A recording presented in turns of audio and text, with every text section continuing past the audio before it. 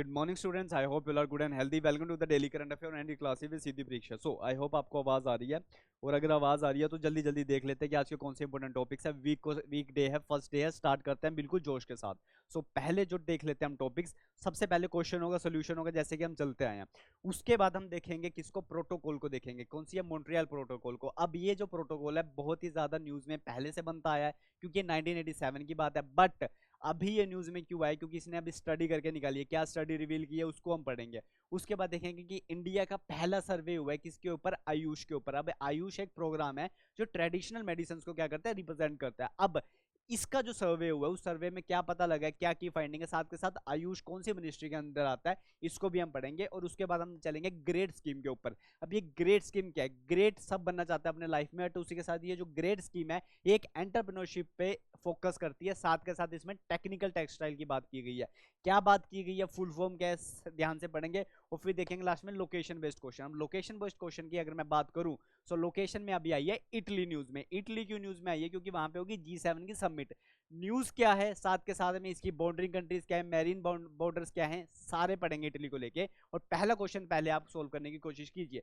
So question आपके सामने है, दो कंट्रीज हैं आपस में, रशिया है और जर्मनी है. उन्होंने आपस में बनकर ये बनाया था. क्या बनाया था वो आपको बताना है. ये ड्रोन है, टेलीस्कोप है, सबमरीन है, क्या है ये चीज आपको बतानी है. बट इसका नाम क्या है? ई रोसिता इसका नाम है. आपको बताना है कि ये बेसिकली इन चारों में से क्या है. कौन सी दो कंट्रीज इन्वॉल्व है? Russia, Germany. अब इसी के साथ साथ मैं आपको एक हिंट दे देता हूं कि इसको कैसे सोल्व करना है.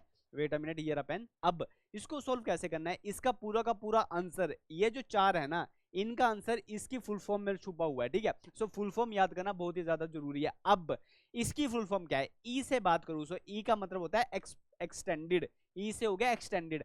आर ओ की बात करूं सो आर ओ का मतलब होता है रोइंजन. ठीक है, उसके बाद मैं अगर एस की बात करूं सो एस से होगा सर्वे. सर्वे किससे हुआ है? Survey with an imaging array. Survey with an imaging array. बीच में मैंने यहाँ पे गैप दिया हुआ है, जो ये डैश है इसी डैश को फुलफिल करता है इसका आंसर. सो फुलफिल करके देखिए. एग्जाम में नहीं दिया जाएगा बट थोड़ा सा इंटरेस्टिंग बनाते हैं. सो ये चार ऑप्शन है, यहाँ पे डाल के देखिए कि राइट आंसर क्या बनता है. सो इमेजिंग के बाद कौन सा वर्ड आ सकता है? आ सकता है telescope. So imaging X-ray telescope. So basically ये कुछ नहीं है, एक्सरे टेलीस्कोप है जो 2019 के अंदर इसको स्पेस में क्या किया गया था? लॉन्च किया गया था. अब इसने कुछ फोटोज भेजी है. ऑब्वियसली फोटोज अगर स्पेस से भेजी है तो वो बहुत ही ज्यादा यूजफुल फोटोज है, हमारे बहुत काम आ सकते हैं, उन कंट्रीज के काफी काम आ सकती हैं. सो इसीलिए इस टेलीस्कोप को लॉन्च किया गया था, और अभी ये क्या है? न्यूज में बना हुआ है. इसी के साथ आगे टॉपिक पर चलने से पहले, मॉन्ट्रियल प्रोटोकॉल को समझने से पहले एक और प्रोटोकॉल को समझ लेते हैं, एक और डिक्लेरेशन को समझ लेते हैं, जो कि डिक्लेरेशन लिया गया था अरब लीग की तरफ से. अब मई के अंदर क्या हुआ था? अरब लीग ने अर्ज किया था यूएसए को कि आप यूएन पीस कीपिंग फोर्स को भेजो पैलेस्टीन में. पैलेस्टीन जिसको अरब लीग एक इंडिपेंडेंट स्टेट मानता है. अब मैंने अरब लीग के बारे में तो सब कुछ आपको बता दिया, बट ज्यादा चांसेस है क्वेश्चन के बनने में कहां से? मनामा. सो मनामा डिक्लेरेशन बहुत ही ज्यादा इंपॉर्टेंट है. स्टार मार्क यहां पे लगा लीजिए. आपसे एग्जाम में पूछा जा सकता है कि जो मनामा डिक्लेरेशन अभी न्यूज में है ये किस लिए है, या फिर इस डिक्लेरेशन में क्या अडॉप्ट किया गया था.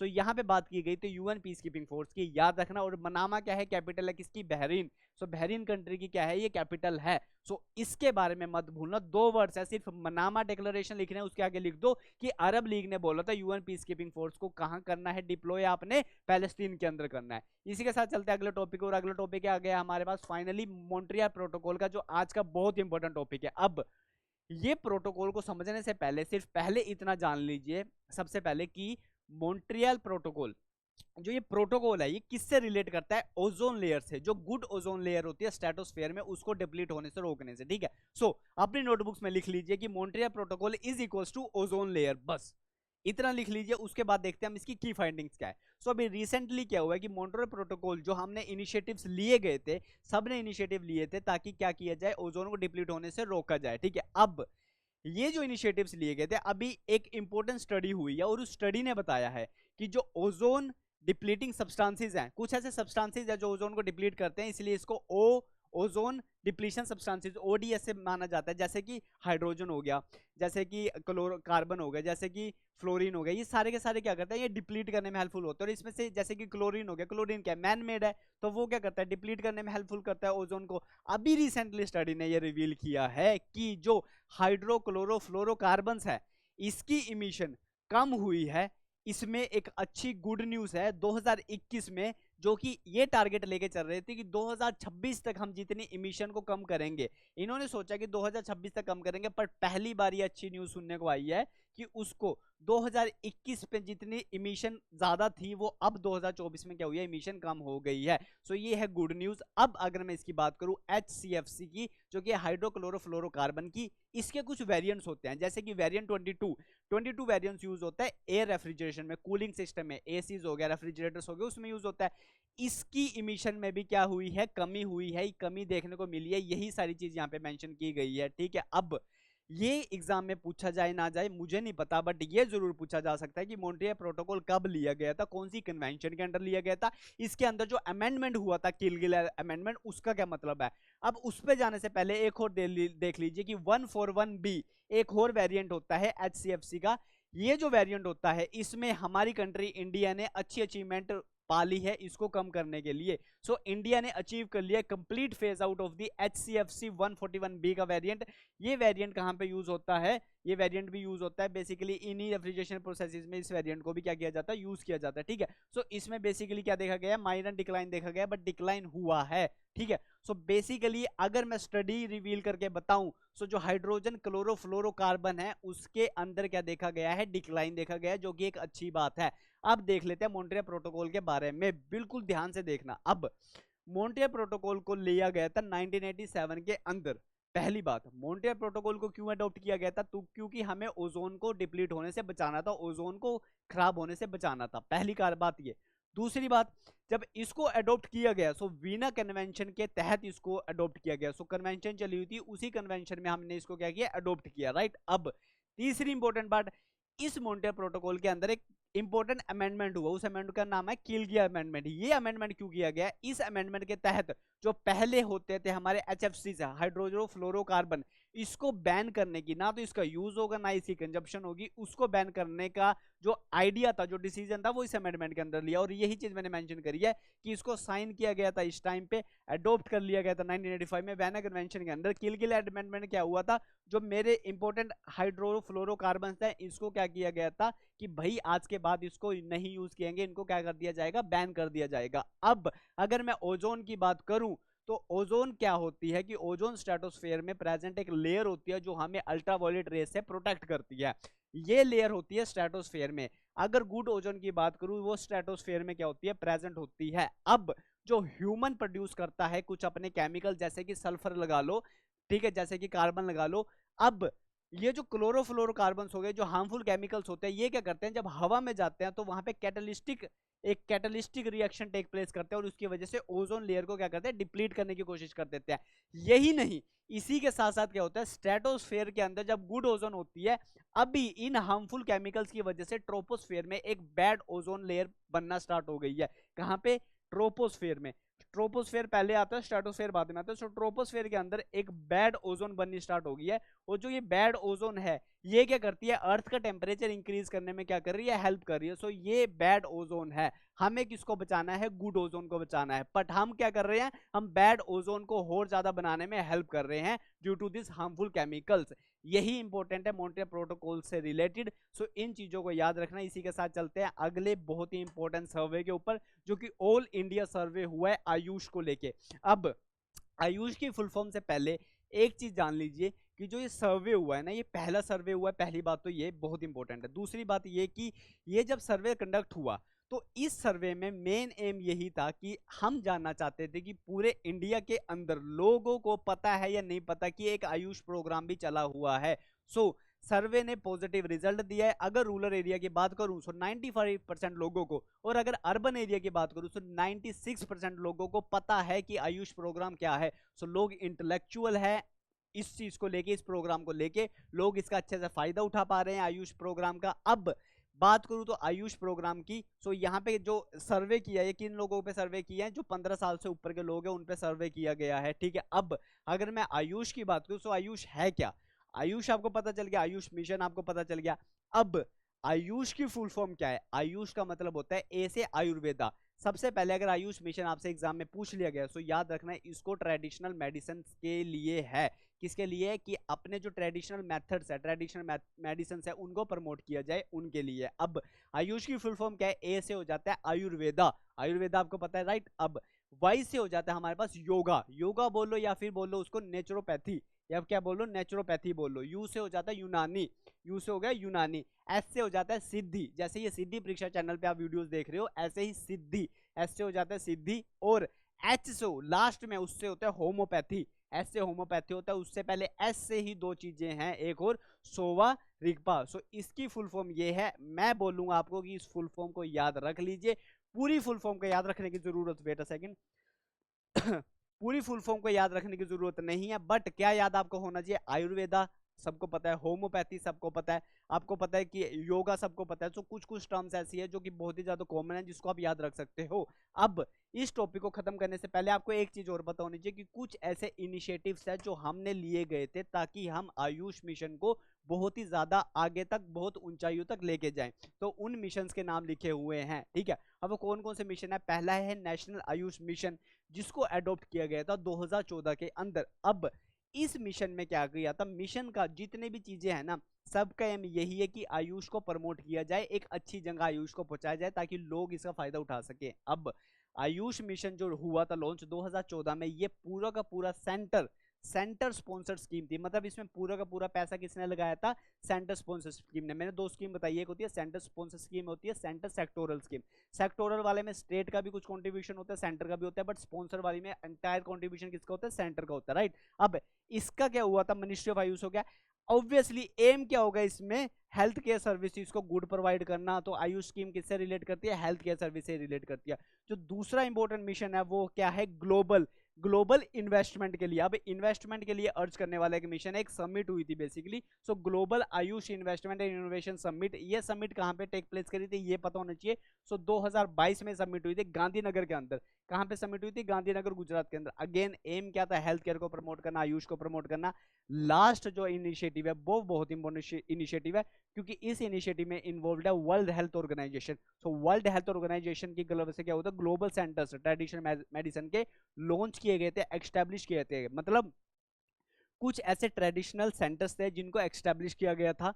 उन सेंटर्स के तहत इस आयुष जो प्रोग्राम है ना, इसकी जो वो अप्रोच है उसको इंक्रीज किया गया था। और ये सेंटर्स कहाँ पे इंस्टॉल किए गए थे? जामनगर, गुजरात के अंदर। अगेन यहाँ पे भी गुजरात है, यहाँ पे भी गुजरात है, ठीक है। सो गुजरात के अंदर थोड़ा ज्यादा आयुष पे क्या किया गया? फोकस किया गया। तो गांधीनगर ऊपर है और जामनगर नीचे है, तो याद रखना दोनों की दोनों चीजों को। उसके बाद चलते हैं ग्रेड स्कीम के ऊपर। अब ये स्कीम क्या है? बहुत इंपॉर्टेंट स्कीम है।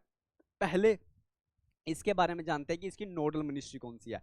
सो ग्रेड स्कीम अगर एग्जाम में आई, इसकी फुल फॉर्म आने के चांसेस कम है, बट ग्रेड स्कीम किससे रिलेट करती है? टेक्निकल टेक्सटाइल से रिलेट करती है। इस चीज को लिख लो नोटबुक में, ठीक है।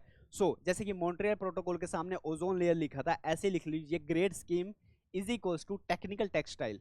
कौन सी मिनिस्ट्री के अंडर आती है? मिनिस्ट्री बोलू तो यहाँ पे आ जाएगी मिनिस्ट्री ऑफ टेक्सटाइल के under, right. Ministry of textile के अंदर आती है। अब ग्रेड स्कीम की फुल फॉर्म देख लेते हैं। जी से मतलब होता है ग्रांट, ग्रांट का मतलब होता है किसी को एड देना, पैसा देना, ठीक है। सो ग्रांट चाहिए, किस चीज के लिए ग्रांट चाहिए? रिसर्च के लिए और एंटरप्रेन्योरशिप के लिए। मतलब नए नए लोग आकर यहाँ पे क्या करे? अपना काम करे, और यहाँ पे क्या हो? इनोवेशन हो, क्या हो? यहाँ पे नए नए इनोवेटर्स आए।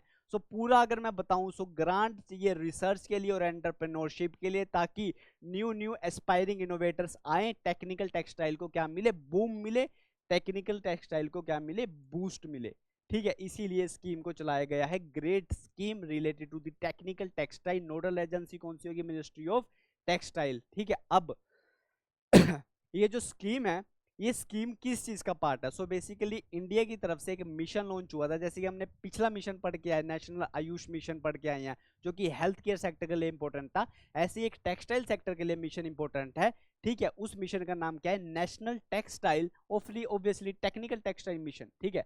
सो आयुष के लिए कौन सा था? National Ayush mission. ऐसे यहाँ के लिए कौन सा मिशन इंपॉर्टेंट है? National technical textile mission.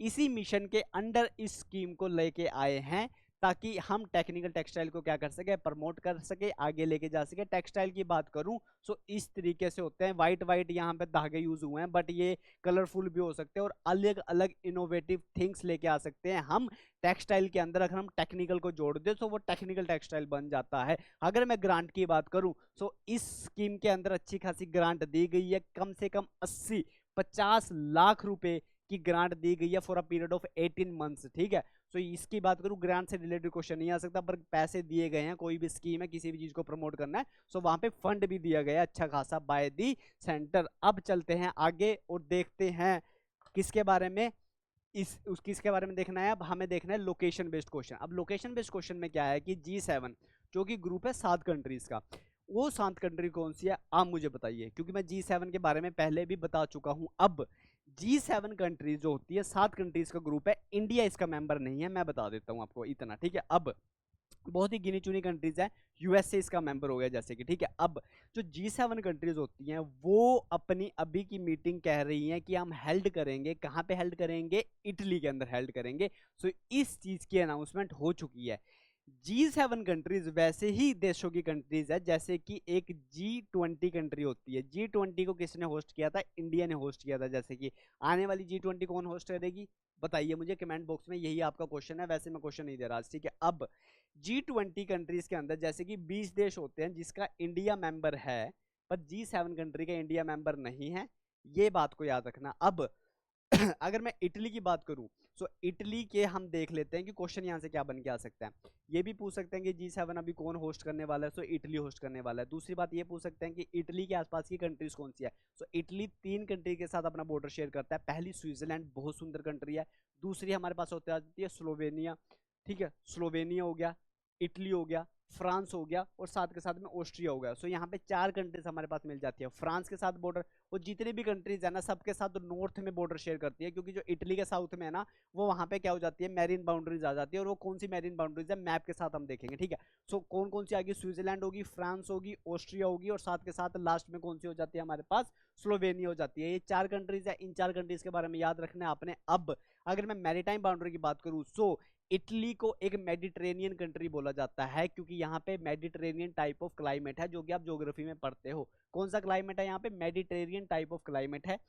कौन सी कंट्री है ये, मेडिटेरेनियन कंट्री बोला जाता है, क्योंकि ये किसके साथ अपना बॉर्डर टच करती है, मेडिटेरेनियन सी के साथ टच करती है। ये बहुत इंपॉर्टेंट बात है, मेडिटेरेनियन सी के साथ। अगर मैं इसके अलावा कोई और सी के बात बताऊं सो एड्रियाटिक सी हो जाता है मेरे पास दूसरे वाला। तीसरा हमारे पास हो जाता है आयरन मैन, सबको पता है, सो आयोनिक सी हो जाता है तीसरा। फोर्थ की बात करूं तो फोर्थ में हमारे पास आ जाता है ट्रेंचियन सी, और लास्ट हमारे पास आता है लिगुरेनियन सी। अब ये सारे के सारे सी और कंट्रीज को हम देखते हैं मैप के साथ और करते हैं इस क्लास को वाइंड अप। सो मैप में देखें सो ये इटली है, येलो येलो में इटली आप देख पा रहे हो। ठीक है, सो इस इटली के अंदर इटली की कैपिटल क्या है, रोम, और रोम में किसका हेडक्वार्टर है बताइए मुझे, फूड एंड एग्रीकल्चर ऑर्गेनाइजेशन है जो हम इतने टाइम से पढ़ते आ रहे हैं, उसका हेडक्वार्टर कहां पे है। सो अब इटली की अगर मैं बात करूं सो इटली के नॉर्थ में जैसे कि मैंने बोला था फ्रांस, स्विट्जरलैंड, ऑस्ट्रिया, स्लोवेनिया, खत्म, 4 कंट्रीज होगी नॉर्थ में। और आपको क्या पढ़ना है साउथ में, साउथ में इसके साउथ में क्या है, वाटर बॉडीज है। मेडिटेरेनियन सी कहां पे आती है, यहाँ पे आ गई Mediterranean Sea, wait a second, यहाँ पे मेडिटेरेनियन सी आ गई है। ठीक है, जो मैंने ट्रेंचियस सी बोला था वो यहाँ पे प्रेजेंट है। अब यहाँ पे मैप में वो दिया नहीं हुआ पर वो यहाँ पे प्रेजेंट है। एड्रियाटिक सी की बात करूं सो एड्रियाटिक सी यहाँ पे प्रेजेंट है, आयोनिक सी यहाँ पे प्रेजेंट है, लियांगुइन सी यहाँ पे प्रेजेंट है। तो अच्छी खासी यहाँ पे क्या होती है, वाटर बॉडीज, वाटर सीज की यहाँ पे क्या है, बाउंड्रीज है अच्छी खासी। अब माउंटेन रेंज पढ़ने की जरूरत नहीं है, बट फिर भी अगर माउंटेन रेंज की बात करूँ तो यहाँ पे एल्प्स है, माउंटेन अगर मैं उसकी बात करूँ। सो रिवर यहाँ पे इंपॉर्टेंट है, रिवर के नाम 2-2 वर्ड्स के नाम है। देखो पो, रिवर का नाम क्या हो गया, पो। थोड़ा सा और इंक्रीज कर दो, अरिनो, टाइबर, ऐसे करके कुछ रिवर्स के नाम है जो कि आपको याद रखने की जरूरत नहीं है इतनी। बट मैरिन बाउंड्रीज और जो इसकी नेबरिंग कंट्रीज है इसके बारे में मत भूलना। ठीक है, इसी के साथ क्लास को करते हैं wind up. Stay safe, stay healthy. कल दोबारा मिलते हैं कुछ और इंपॉर्टेंट टॉपिक के साथ, और कल हमारा थोड़ा फोकस ज्यादा रहेगा किस पे, क्वेश्चंस के ऊपर, राइट। तो कल मिलते हैं कुछ और टॉपिक्स के साथ और कुछ और नए अमेजिंग क्वेश्चंस के साथ। Bye bye, take care, stay safe, stay healthy.